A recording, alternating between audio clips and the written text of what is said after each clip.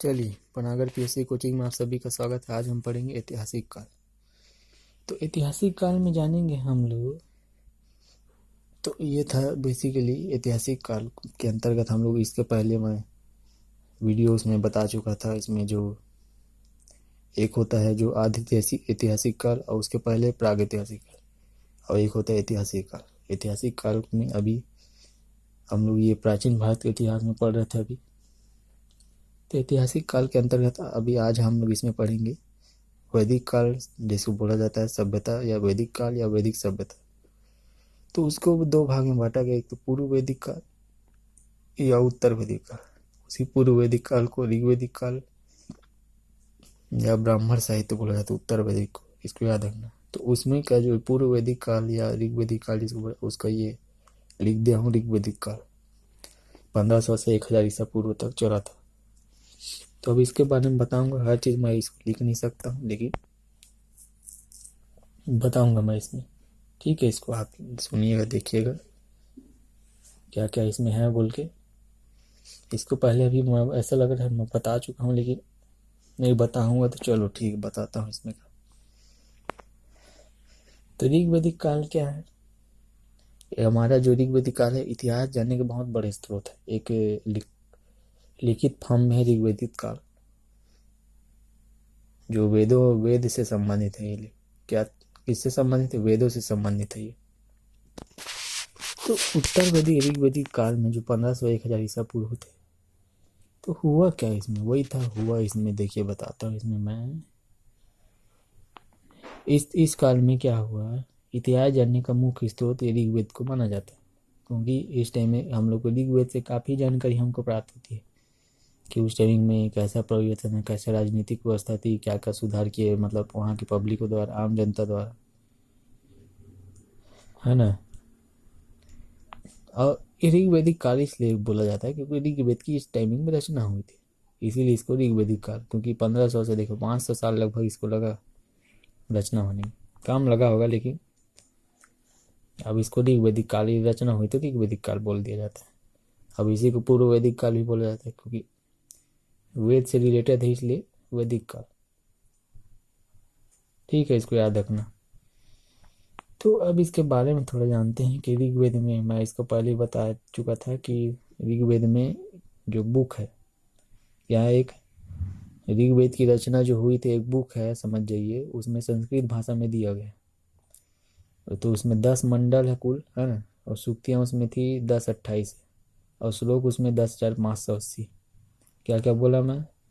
मंडल तो 10 है उसमें, कुल सूक्तियाँ हैं 1028 सूक्तियाँ, या जो भी पंक्ति जो भी आप बोल सकते हैं, और श्लोक उसमें 10,580। इसको याद रखना, ठीक है। अब ऋग्वेद में क्या मिलता है, जो ऋग्वेद का भी बारे में बता रहा हूँ, क्योंकि ऋग्वेद कालीन है तो इसमें यही पढ़ना है। ऋग्वेद, इसमें दिया क्या चीज़ दिया गया, तो इसमें आर्यों के बारे में वर्णन है। किसके बारे में? आर्यों के बारे में वर्णन है, और देवी देवताओं की जो वर्णन है, और उनके द्वारा जो भगवानों की जो पूजा वूजा अर्चना की जाती थी, कैसे की जाती थी, उस सभी का वर्णन इसमें दिया गया है। इसमें ऋग्वेद में पहला तो आर्य के बारे में जानकारी मिलती है, और देवताओं के बारे में हमको उनकी स्तुति कैसे कर, उन लोग कैसे होती कैसे, उसके बारे में हम लोग को जानकारी मिलती है। ठीक है, इसको याद रखना। ऋग्वेदिक आर्यों, जो ऋग्वेदिक को मतलब आर्य आर्य भी बोला जाता है। ऋग्वेदिक आर्यों मतलब वहाँ के जो निवासी थे उनको आर्य बोला जाता था। तो इनका स्थान था सप्त सिंधु प्रदेश था, जो वर्तमान में जो पहले जो सिंधु सभ्यता घटी हुई ना, उसके जस्ट लगभग 1500 तक था लगभग, है ना। 3000 से 1500, और 1500 से फिर उसके बाद जैसे इन लोग का चालू सिंधु सभ्यता घाटी के उसके उस पार उसके बाद इन लोग का ऋग्वेदिक काल में, मतलब वहीं की विकास हुआ इनका।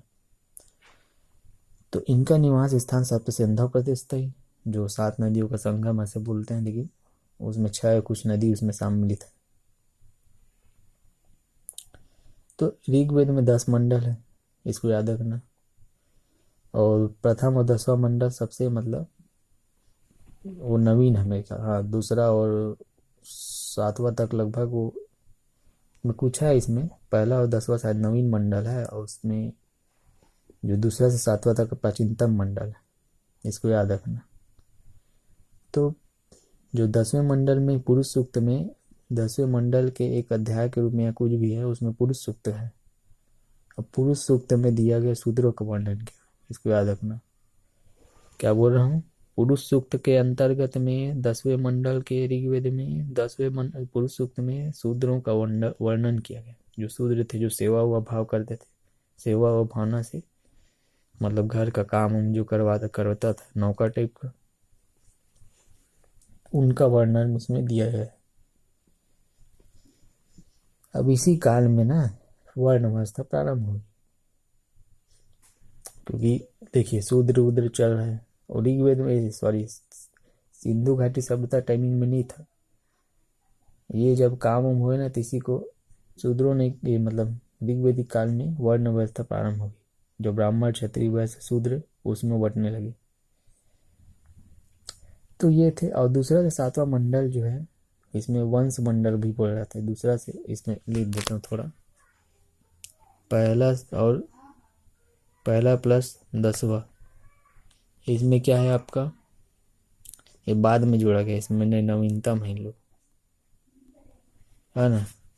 दूसरा से लेकर 7वां ये मंडल आपका था, वंश मंडल था। 9वां मंडल था इसमें का सोम मंडल।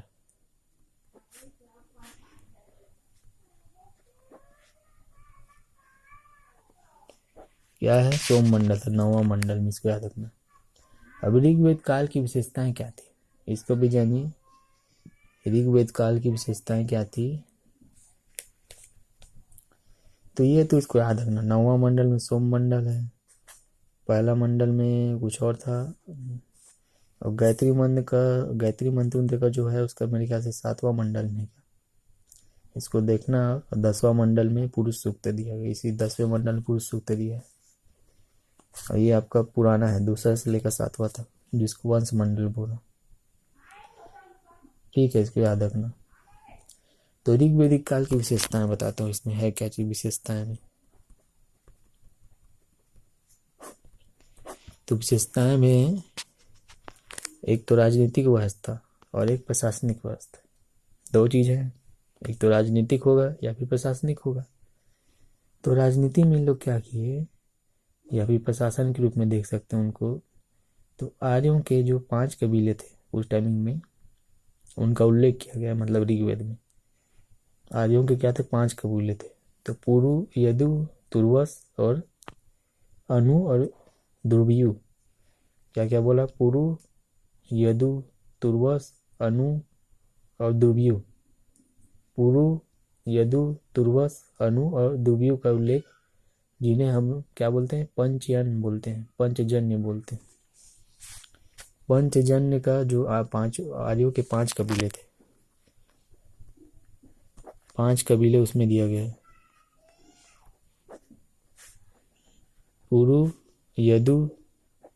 यदु और तुर्वस, यनु, अनु और दुर्व्यू, इसको याद रखना, जिसको पंचजन्य बोला जाता है, या पंचयन भी उसमें क्या बोला, इनको बोला जाता है, इसको याद रखिए। और इसमें एक भरत कुल था। क्या था, भरत कुल के नाम पर हमारा देश जो है भारतवर्ष पड़ा। क्या था, भरत कुल, एक भरत कुल नाम का इसमें उल्लेख है इसी ऋग्वेद में, भरत कुल। इसी कारण हमारा क्या बड़ा, भारत पड़ा, इसको याद रखना। और समाज व्यवस्था इन लोगों की क्या थी, ग्रामीण थी, शहरी थोड़ी डेवलपमेंट, लेकिन उन लोग का सिंधु घाटी सब थोड़ा नगरीय व्यवस्था थी, ग्रामीण लोग से ऊपर था उनका। मतलब ऐसे नहीं थे कि झोपड़ी छापड़ी में रहते थे, झोपड़ी उपड़ी में नहीं रहते, उन लोग अलग अलग रहते थे। ऋग्वेदिक जो था समाज जो है, जो मतलब ग्रामीण क्षेत्र है, समाज की सबसे छोटी इकाई, अब उसमें देखेंगे हम लोग ऋग्वेदिक जो समाज में सबसे छोटी इकाई थी उस टाइमिंग में, परिवार या कुल जिसको बोलते हैं, होती थी। परिवार और कुल के बारे में बताइए, परिवार या कुल। तो ये सबसे छोटी इकाई थी उस टाइम में। क्या थी? सबसे छोटी इकाई कौन थी? परिवार या कुल, जिसको हम बोलते हैं। तो ऋग्वेद कुल, इसमें जो ऋग्वेद में कुल शब्द का उल्लेख नहीं है। कुल का अर्थ मुखिया भी होता है। कुल का इसका अर्थ ऋग्वेद में बोलोगे ना तो इसका उल्लेख नहीं है, लेकिन हम लोग अंदाजा मारे कि यही है। तो इसके जो कुल के मुखिया होते हैं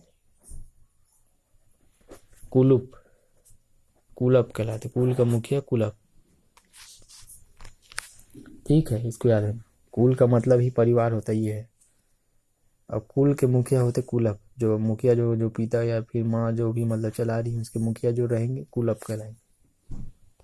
इसको याद रखिएगा। तो परिवार के लिए गृह शब्द का भी उपयोग किया गया। परिवार को और क्या कहा गया? गृह के रूप में बताया गया है। कई ग्राम मिलकर 20 बनाते थे। इनका प्रशासनिक कैसा था, बंटवारा कैसा हुआ था ग्राम का? तो इन लोग का था जैसे कई परिवार मिलके, बहुत सारे परिवार मिलके क्या बनाते थे? ग्राम बनाते थे। जैसे वर्तमान में एक अभी जैसे 4-5 घर मिलके, 6-10-15 घर मिलके क्या ग्राम बना रहे हैं। 2-3 ठो 10-15 ठो मिलके, और कई ठो गांव मिलकर, ये कई सारे गांव मिलकर क्या बना रहे? 20 बना रहे। और कई इसमें फिर ये मिलकर 20, कई सारे 20 मिलकर ये जन का निर्माण कर रहे। तो वैसे बटा हुआ था। पहले क्या बने? परिवार। ठीक, परिवार से कहाँ गया? ग्राम गया। ग्राम से कहाँ बना? 20 भी गए। 20 से कहाँ गया? ये गया, जन गया। तो इसको याद रखना। एक पूरी तरह से इकाई बन गई। अभी इसमें लिख देता हूँ कि क्या ग्राम में थे इन लोग भैया। एक उसका मुखिया था ग्रामड़ी। ठीक है, इसको याद रखना। फिर उसके ऊपर थे 20। अब 20 का कौन था? 20 पति। 20 का कौन था? 20 पति था। जन था पुरोहित। और जन कौन था? पुरोहित था। जन का पुरोहित मतलब उसका नेता उता टाइप का कौन था? पुरोहित था। और यहाँ जो राष्ट्र अभी मुख्य मतलब मेन इकाई थी, वो राजा था। वहाँ का राष्ट्र का मेन इकाई कौन था? राजा था। और सबसे छोटी इकाई जो बताया था मैं, परिवार, कुल जिसको बोला जाता है, कुलप। कुल से बना ग्राम, ग्राम से बना 20, 20 से बना जन, जन से बना राष्ट्र। राजा, पुरोहित या इसको प्रधानमंत्री मान लो, है ना। फिर 20 पति, फिर ये ग्रामीण, फिर ये कुलप परिवार, ये ग्राम आ गया, ये मंडल उंडल जिला स्तर मान लो, ये राज्य आ गया, ये राष्ट्र आ गया। ऐसे मतलब मान सकते हो। ठीक है। अब बाकी इसमें और जो एक्स्ट्रा शब्द इनमें जो और भी दिए गए थे, जैसे कि ऋग्वेद में उल्लेख है, मतलब कई शब्द ऐसे छोड़े, जैसे कि एक शब्द है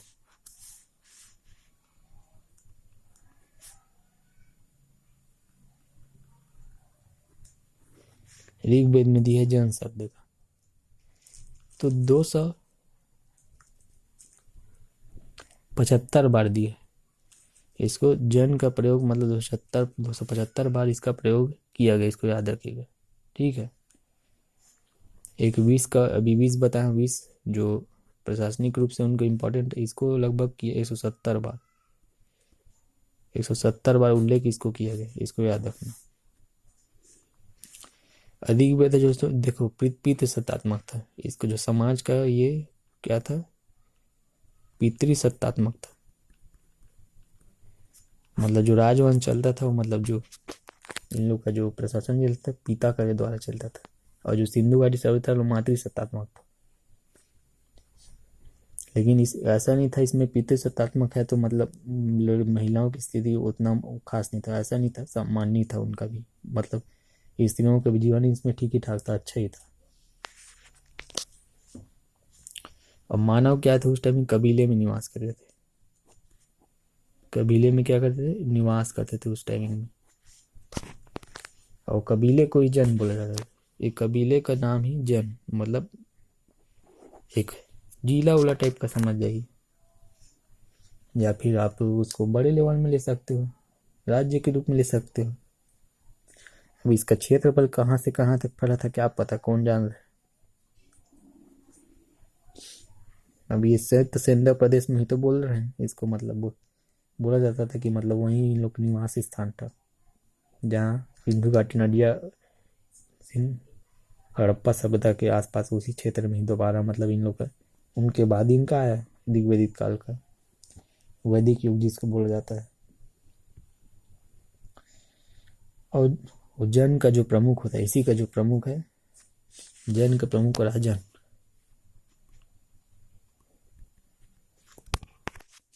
जैन का प्रमुख राजन कहलाता था। राजन से आशा है मतलब राजा, मतलब राजन मतलब बोल दिए तो राजा उजा नहीं होता था इसमें, ऐसी नाम था समझिए, पद उद कुछ मतलब छोटे लेवल में था, कोई बड़े लेवल में नहीं था। जो राष्ट्र का जो प्रमुख इसके पहले बताया था उसका प्रमुख राजा था, और इसमें जन उनमें इसमें राजन बोला जाता है, ऐसी उसके नीचे वाले पद उद में, जिसको पुरोहित के आसपास भी उसको ही पुरोहित भी बोलते थे, क्या पता, इसको देख लेना आप लोग। और यहाँ ना जनपद शब्द का उल्लेख एक बार भी नहीं हुआ है, मतलब ऋग्वेद में जनपद, जो जनपद हम लोग अभी जनपद में जानते हैं ना, वो पता नहीं कब आया कहाँ से आया, लेकिन हम लोग के इसमें बच गया जनपद, तो जनपद शब्द का उल्लेख हुआ ही नहीं। और जो राजा का चुनाव होता था, जो राष्ट्र का प्रमुख होता था, सबसे बड़ी इकाई थी, इसका जो चुनाव होता कैसे था, तो आप बोलोगे एक जैसे समिति थी, समिति नामक संस्था थी, तो संस्था द्वारा ही इसको होता था, इसका जो भी होता था संस्था करती थी, इसका तय करती थी, इसको याद रखना। और राजा के लिए गोपति भी बोला जाता था। आप देखोगे पिक्चर, जो एक पिक्चर था उसमें बोलते हैं गोपति बोला जाता था, और जनस्य को जनस्य को गोपा बोला जाता था, पूरा वेत्ता शब्दों का प्रयोग होता था वापस। जैसे राजा के लिए इसमें गोपति को ही गोपति या गोपति राजा होता था, एक जनस्य गोपा उसके नीचे, मतलब उसका नीचे के लेवल का सहायक हुआ, एक पूरा वेत्ता, ठीक है। भूपति, भूमि का स्वामी होता तो भूपति ऐसा बोला जाता था। तो ये ऐसे ऐसे शब्दों का उसमें उल्लेख किया गया है। और समिति का जो अध्यक्ष, जो जी समिति नामक संस्था क्या करती थी, राजा का चुनाव करती थी। तो समिति नामक संस्था क्या है, अध्यक्ष ईशान है, इसका अध्यक्ष कौन होता था, अध्यक्ष भैया ईशान था, ईशान कहलाता था। समिति का जो नामक उसका अध्यक्ष कौन, ईशान कहलाता। और राजतंत्र की ना शुरुआत यहीं से हुई थी, सॉरी, राजतंत्र की शुरुआत यहीं से नहीं हुई बोल रहा हूँ, यहाँ से हुई नहीं थी, मतलब चालू च नहीं हुआ था राजतंत्र, यहाँ हुआ ही नहीं था। मतलब राजतंत्र मतलब क्या, जो राजा के बेटा राजा ऐसा टाइप का, वो ऐसा नहीं होता था, मतलब शुरुआत नहीं हुई थी। एक विदत नाम का भी था, जो प्राचीन परिषद थी, विदत नाम का, इसमें देखो, इसमें बताता हूँ, इसमें विदत नाम था इसमें। तो आर्यों का प्राचीनतम परिषद थी, प्राचीनतम परिषद था, क्या था, आर्यों का जो है प्राचीनतम परिषद कौन सा था, विदत था, इसको याद रखना आप लोग। और जो युद्ध की लूट उट का जो इन लोग क्या करते थे, युद्ध करते थे ना, या लूट उट करके आते थे इन लोग, तो उसका बंटवारा होता था। विदत एक ये भी समिति थी एक, है ना, ये परिषद था, कोई काउंसिल था उस टाइम का। और जो समिति था ये तो चुनाव के लिए था। तो युद्ध करके आते थे, धन उन जीत उतार जात के आते थे, तो लोग क्या करते, लड़ाई मतलब बंटवारा उटवारा यही होता था, विदत द्वारा होता था। तो इसे जो है जनसभा भी बोला जाता है, क्योंकि सभा में उस सभी को कौन कौन लूट के आया, उस सभी में बंटवारा होता था, ऐसा उसमें था, उस टाइम का था। और सभा जो है, सभा एक सभा होती थी, सभा नामक समिति है। सभा देखिए, एक सभा, सभा में हम लोग तो आम जनता जो सभा बोलते हैं, मीटिंग बोलते हैं, मीटिंग में जो बैठते हैं वो उसको सभा बोलते हैं। लेकिन उस टाइम ऐसा नहीं था कि मीटिंग में जो पब्लिक, ऐसा नहीं था। जो चुने हुए प्रतिनिधि कोई जुड़ गए, मतलब मान लो जैसे चुनाव ना हुआ, 20 लोग, 15-20 लोग चुन लिए, तो जितने चुने व्यक्ति को चुना गया, निर्वाचित हुए जो सदस्य, तो जो वो बनते थे चुने हुए सदस्य को ही सभा बोल रहा था। मतलब अपने से बीच में से जितने लोग, लगभग 15-20 लोग चुने हुए हैं, तो उन चुने हुए बीच को ही सभा बोला जाता था। ठीक है, कलेक्शन, उनके मतलब कलेक्शन को, संगठन को, ये याद रखना। अभी हम लोग को सभा तो दूसरे में इस्तेमाल करते, सभा मतलब बैठक बोलते हैं। ठीक है, याद रखना इसको। अब प्रमुख अधिकारी जो बोला था मैं, पुरोहित, पुरोहित आपका किसका, जन का पुरोहित अधिकारी होता था। और राजन जो है वो प्रशासनिक, सॉरी, राजनीतिक प्रमुख था वो। प्रशासनिक लेवल में कौन था, पुरोहित था। प्रमुख अधिकारी इसमें बताता हूँ, जैसे कि देखिए, अधिकारी इसमें देखते हैं, ये है पुरोहित। पुरोहित, पुरोहित क्या था, अधिकारी होता था। जितने, ये जन का अधिकारी होता था, जन का लेवल का बताऊं, उसका अधिकारी ये। एक सेना, सेना भी रखते थे इन लोग, सेना भी रखते थे। तो सेना में सेना प्रधान था, क्या था, सेना प्रधान था इसमें। ये गुरु भी था ना, ये आपका राजा का क्या था, गुरु था ये। जैसे कि अभी वर्तमान में जो प्रधानमंत्री होते हैं उसी टाइप का था ये। सॉरी, ये गुरु था, अधिकारी था इसमें, याद रखना। इसमें सेनानी का प्रमुख सेना प्रधान था। और गांव का सैनिक संगठन ग्रामीण कहलाता था। गांव का सैनिक संगठन,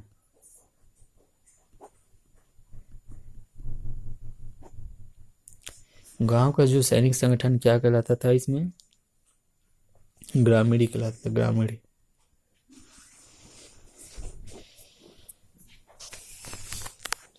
क्या बोल रहा हूँ जी, इसमें ग्रामीण कहलाता था।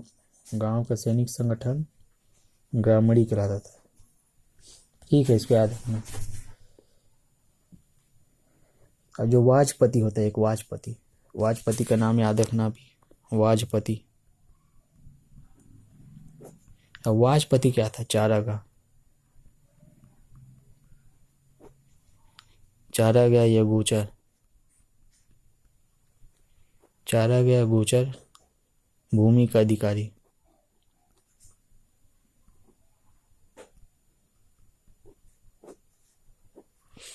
चारागाह या गोचर भूमि का क्या अधिकारी कौन होता है, वाजपति, इसको याद रखना। ठीक है, चारागाह या गोचर भूमि का अधिकारी, समझे। इसमें का जो बोल रहा हूँ, इसमें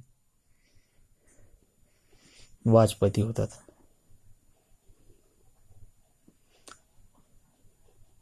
पुलिस, अब पुलिस का क्या, जैसे बता रहे इसमें, पुलिस, पुलिस कौन था, उसका मुख्य अधिकारी उग्र बोला जाता था। पुलिस को क्या बोला जाता, उग्र। इसको याद रखना। इसका लग रहा है एक वीडियो में नहीं होगा, अगर और वीडियो। पुलिस को क्या बोला जाता था, उग्र। क्योंकि पुलिस को देखोगे हमेशा उग्र में रहते हैं, उग्र को मतलब कंट्रोल करने का काम करते हैं, तो उग्र याद रखना। चारागाह जो रहता था, गोचा जो चलाने वाला भूमि का अधिकारी होता था, वाजपति। सैनिक, गांव का जो सैनिक संगठन का जो प्रमुख होता था, ग्रामीण अधिकारी, मतलब ग्रामीणी का नाम अधिकारी था। सेना प्रधान था आपका, सेना, सेना का क्या था, प्रमुख था, अधिकारी था उसका। जैसे अब वर्तमान में हम लोग कर्नल उर्नल जो अधिकारी जो भी होते हैं उसमें। एक गुप्तचर विभाग था, इस पथ, यह था गुप्तचर विभाग, गुप्तचर विभाग था इसमें से। इसका क्या था, इस पथ, इस पथ नाम का था कुछ, इसमें थोड़ा कंफ्यूजन देख लेना इसको।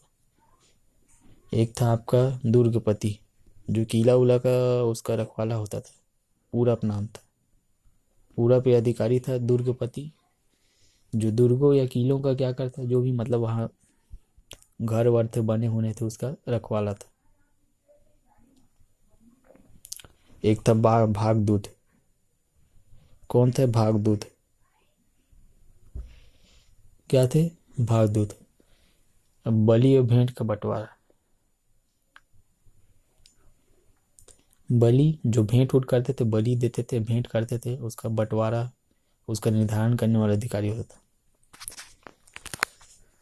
जो भेंट उठ देते थे सामान किसी प्रजा उजा को या जो भी बना था उस टाइमिंग में, जो आम जनता पब्लिक द्वारा जो भेंट उठ उन लोग को दिया जाता है, कुछ भी जमीन उमीन कुछ भी, और जो पशु वशु हो गए या पैसा हो या धन से रिलेटेड कोई भेंट देते, उसका बंटवारा कौन करते थे? यही भागदूत। भागदूत द्वारा ही बंटवारा होता था। इसको आप लोग याद रखिए। पी के समझ गए इसमें का? चलिए आगे इसमें का बताता हूँ अब मैं। अभी ये था सब, तो ये सामाजिक व्यवस्था कैसी थी ये सभी मैं बताया इसमें। जो इसके पहले समाज व्यवस्था थी है ना, समाज व्यवस्था उन लोगों को कैसा था इसके बारे में नहीं बताया।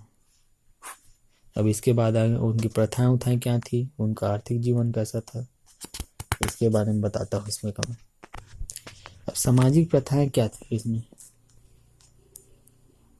विवाह नामक संस्था की स्थापना की थी उस टाइम में। एक संस्था थी विवाह नाम की। ठीक है, इसको याद रखना। सामाजिक प्रथा में विवाह नाम की, ये विवाह और शादी नहीं है भैया, ये संस्था था। एक संस्था था, एक कंपनी था, समझ लीजिए जो भी था, उस टाइम में स्थापना की गई थी। क्या किए थे? स्थापना की थी। बाल विवाह उस टाइम में नहीं होता था, इसको याद रखना। उस टाइम में जो बाल विवाह होता था ये प्रचलन में नहीं था, ये इसको याद रखना। जो नियोग प्रथा था, जैसे कि बहुपति विवाह, जो जैसे आप उदाहरण के ले सकते हो, जो महाभारत में जो एक बहुपति विवाह था, पुनर्विवाह था, नियोग प्रथा थी। इसको देखता हूँ, इसको लिखता हूँ मैं इसमें। नियोग प्रथा था, पुनर्विवाह।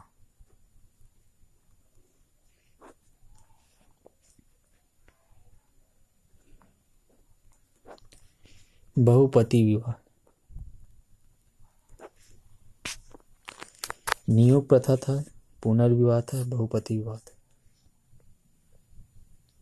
क्या क्या बोल रहा हूँ? नियोग प्रथा हुई मतलब प्रचलित था, पुनर्विवाह था, बहुपति विवाह था। पहला क्या बोला इसमें देखिए बताता हूँ। बहुपति विवाह था मतलब जो महाभारत में जो बहुपति थे उनका उसी टाइप था। पुनर्विवाह उन लोग के टाइम में था। नियोग प्रथा भी इन लोग का था। पुनर्विवाह था, नियोग प्रथा था, बहुपति विवाह था। इसको याद रखना। अस्तित्व में मत था मतलब, अस्तित्व में था। पुनर्विवाह भी मतलब कह सकते दोबारा विवाह। और जाति प्रथा का उस टाइम में विकास नहीं हुआ था, वर्ण व्यवस्था था। जाति प्रथा विकास नहीं था उस टाइम में। और जो नियोग प्रथा भले ही था जो, लेकिन वर्ण व्यवस्था थी। जो देखे होंगे वर्ण व्यवस्था प्रारंभ हुआ था, लेकिन उतना मतलब उसमें नहीं हुआ था। जो शूद्र क्षत्रिय उत्तरी वैश्य उस समय उतना नहीं बटा था बस। लेकिन उन लोग काम हम करते थे ना, काम जो हम लोग को जो वर्तमान में जैसे कि काम हम करते हैं, उन लोग को काम के हिसाब से उन लोग को बांटा गया था। तो पुरोहित, योद्धा और सामान्य जन।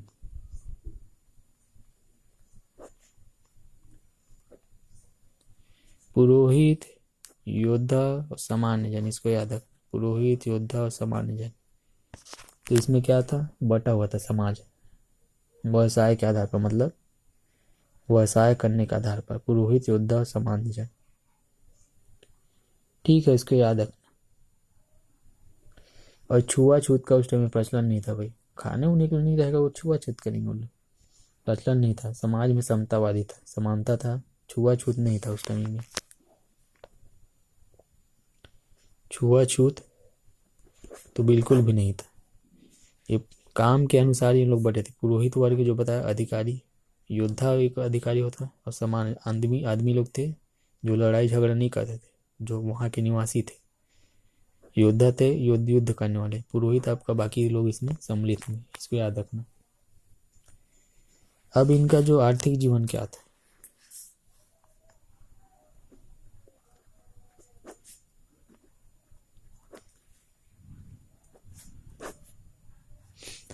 आर्थिक जीवन इन लोगों का क्या था?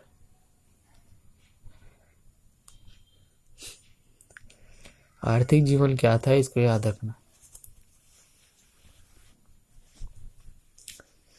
आर्थिक जीवन जो सभ्यता थी इन लोग की ग्रामीण था। पहले भी बता चुका इन लोग कौन थे, ग्रामीण जीवन जीते थे इन लोग।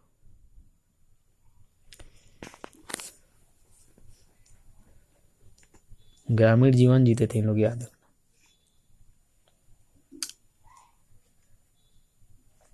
इसके पहले जो सिंधु घाटी सभ्यता थी वो नगरीय सभ्यता थी, और ये आपका क्या था, ग्रामीण जीवन, अपना जीवन जीते थे। इसको याद रखिए इसमें, ठीक है। तो इसमें हुआ क्या, देखिए बताता चलता हूं मैं इसमें का क्या बोल रहा हूं जी, मैं बताता हूं इसमें। तो प्रजा जो स्वयं जो राजा को क्या करता था इस टाइमिंग में, जो आर्थिक ये लोग यहाँ के प्रजा कैसे थे, राजा को खुद जाके उनका हिस्सा दे देते थे। चढ़ावा उड़ावा जो भी बलि उली जिसको बोलते हैं, उनको दे दिया जाता था स्वेच्छा से, अपने स्वेच्छा से। जो भी मतलब उनको लगता था कि भैया राजा को, क्योंकि हमारे आसपास के क्षेत्र को मतलब रक्षा करी, सुरक्षा प्रदान करी, तो उनको जाके भेंट स्वरूप जो कुछ भी उनके द्वारा दे दिया जाता था कि आप रक्षा कीजिए, ऐसे करके। अब मुख्य व्यवसाय इन लोग का भी कृषि था, पशुपालन, कृषि था, ठीक है, इसको याद रखना, सेम था। और बिक्री का माध्यम वही वस्तु विनिमय, गाय और निज का इन लोग प्रयोग करते थे। और गाय का प्रयोग इन लोग मुद्रा के रूप में करते थे, तो विनिमय का मुख्य साधन वही था, गाय था। और गाय का धार्मिक और सामाजिक अपेक्षा आर्थिक महत्व बहुत था उसका, मतलब धार्मिक और सामाजिक की अपेक्षा उन लोग का ना मतलब आर्थिक महत्व ज़्यादा था गाय का, क्योंकि उसको मुद्रा की तरह इन लोग प्रयोग करते, मुख्य मतलब आदान प्रदान करके, है ना, इसको याद रखना। तो चलिए अगला वीडियो देखेंगे इसके बाद।